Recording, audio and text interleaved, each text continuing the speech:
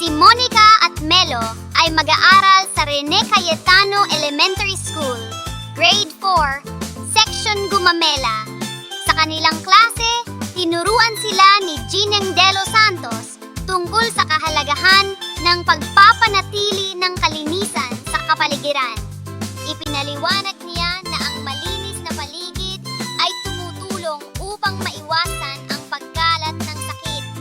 Sinabi rin niya na mahalaga ang pagtutulungan ng bawat isa upang mapanatili ang kalinisan, hindi lamang sa loob ng paaralan, kundi pati na rin sa kanilang mga tahanan at komunidad.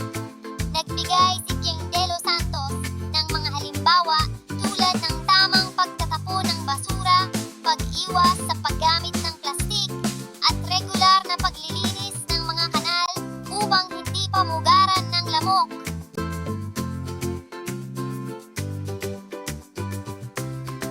Pagkatapos ng klase, napagdesisyonan ni Monica at Melo na maglinis ng kanilang silid-aralan bilang bahagi ng kanilang aralin.